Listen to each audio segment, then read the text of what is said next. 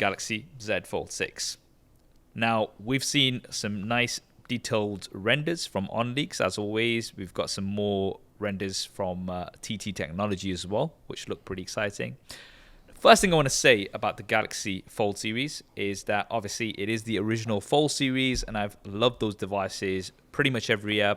However, it did feel to me that last year things were starting to get a bit like not too exciting, should we say, because the competition is, doing great. We had the OnePlus Open, which was one of my favorites, as well as the Honor Magic V2, which was, I think, an even better and probably the best foldable hardware that you've got out there, right?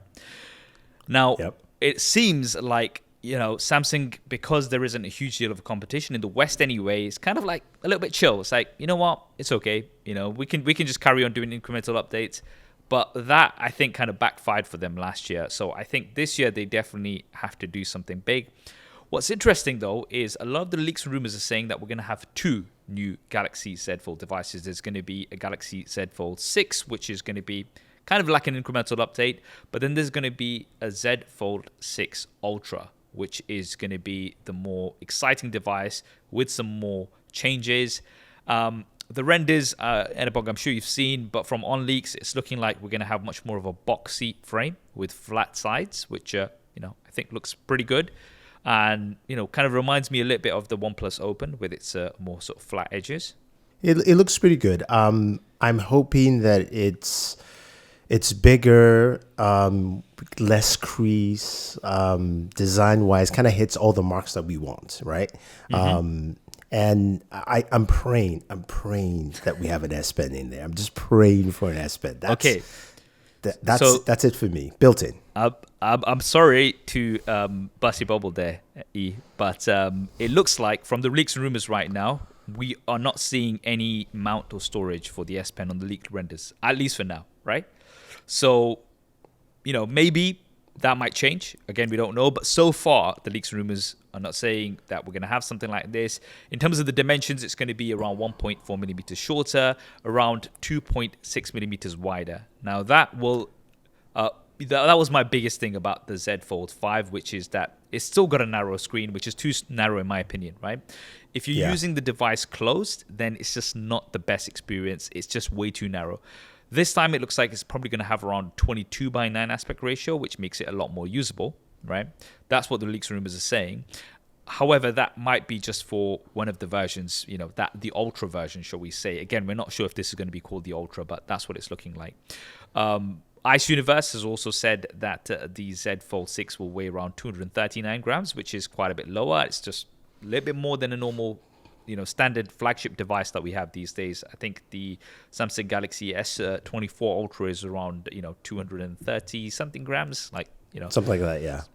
Yeah, so a few more grams for a foldable device, I'm all down for. Obviously, the Honor Magic V2 is the one that's the slimmest out there, which is really good. So yeah, there have been some discussions between some of the leakers like Ice Universe and OnLeaks, about the numbers.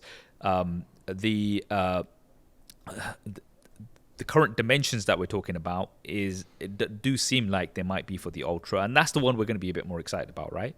But it might be the case that the regular versions, kind of like, okay, look, if you like the Fold, you prefer that slimmer, sort of narrow front display, and you want something that might be a little bit cheaper, then fine, go for that. But if you want some of these updates that a lot of people have been talking about, then you can go for the Ultra version. Yeah.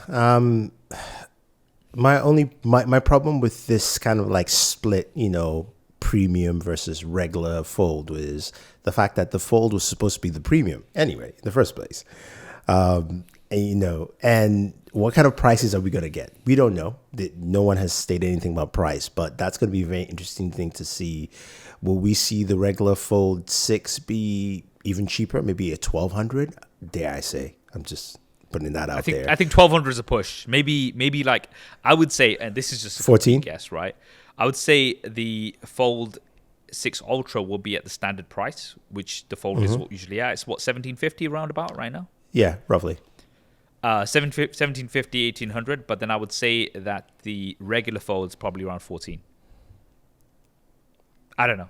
That's just me putting out some numbers out there. I might be wrong. You heard it first. SAF predicted pricing, release date, availability, and all sorts. So get ready to pre-order your phones. Release date has already been rumored for around the 10th of July. Yes, from the research that I've been doing. So it's looking like it's going to be quite early this year, because usually it's kind of like late July, August time. So now they're kind of pushing it earlier, which is interesting. In terms of other leaks, like 2,600 nits of peak brightness, 7 years of Android updates, like we've got on the Samsung Galaxy S24 Ultra and the S24 series. Cameras, it looks like they're going to be the same. Like in terms of the hardware of the cameras, it doesn't look like anything's changing. It looks like it's going to be the same. However, we are going to be getting, of course, the Qualcomm Snapdragon 8 Gen 3. Now, with that, obviously, we're going to get the new ISP, the new image signal processor. So that might give you some improvements, but nothing too exciting on that side of things. I think for me, the biggest thing is wider aspect ratio, which means it's more usable when it's closed. And that's something that I can see myself using, because Samsung has been doing this for the longest time, which means the software is, very optimized when it comes to the folding device compared to many other devices. So I think this is going to be like the real wake-up call for Samsung. Like, okay, now you need to do something, because now you have some real competition from OnePlus and Honor. Yeah, I hope so. I'm just interested to see what they do with the pricing, the camera. I mean, I don't want to believe the rumors that the camera's the same. I'm hoping we get at least the Galaxy S23 Ultra camera setup. I'm wishful thinking over here, but it will be interesting to see what happens, especially since, and I kind of know why they have the earlier release date, at least from the rumors. Olympics are happening at the end of July, beginning of August, and Samsung is an Olympic sponsor. So interesting. Put two and two together. Okay, makes sense. And that will be a good way to push it out there. Okay, yeah. So I mean, we'll see. Based on the current leaks and rumors, right? So no integrated S Pen, right? Obviously, we've got all of the improvements: the wider aspect ratio, the thinner form factor overall, lighter form factor as well. Based on all of these updates, would you switch? That is the question. No S Pen, not switching.